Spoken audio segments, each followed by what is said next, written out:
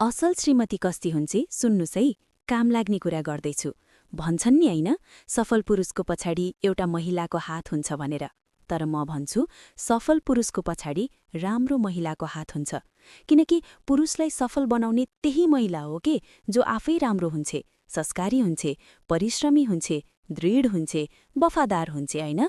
अनि अब यदि तपाईँ वफादार हुनुहुन्न भने तपाईको श्रीमान सुपरम्यान बन्न सक्ने छैनन् भन्नाले तपाईको श्रीमान सफल हुनै सक्दैनन् के तपाईको साथ सपोर्ट छैन भने होइन।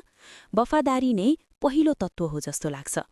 अनि दोस्रो महत्त्वपूर्ण कुरा अन्डरस्ट्यान्ड पनि हो के। यस्ती श्रीमती जसले आफ्नो पतिको कुरा बुझ्छे, उसको साथमा माया, प्रेम, संवेदना र चाह राख्छे, यस्ती श्रीमतीमा त्यति सामर्थ्य हुन्छ कि ऊ आफ्नो श्रीमानलाई सुपरम्यान बनाउन सक्छे।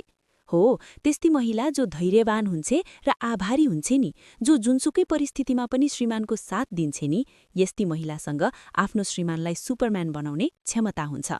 सामान्य पुरुष सुपरम्यान त्यतिबेला मात्र बन्छ जब उसकी श्रीमतीमा धैर्यको गुण हुन्छ।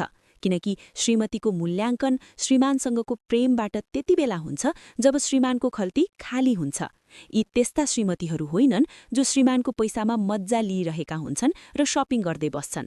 वास्तवमा असल श्रीमती त्यही हो जो कहिल्यै श्रीमानसँग एक पैसा पनि माग्दिन, बरु श्रीमानले नै उसको खातामा पैसा हालिदिन्छन्, किनमेल गराइदिन्छन् र पैसा पनि दिन्छन्। यस्ती श्रीमतीले नै आफ्नो श्रीमानलाई साँच्चै सुपरम्यान बनाउँछे। बुझ्नुभयो? अब कमेन्टमा आफ्नो श्रीमानको राम्रो र नराम्रो बानी के छ सुनाउनु त। अनि यो भिडियो आफ्नो श्रीमानलाई सुटुक्क सेन्ड गर्नु ल। अनि अहिलेसम्म मलाई फलो गर्नुभएको छैन भने फलो गर्नु ल।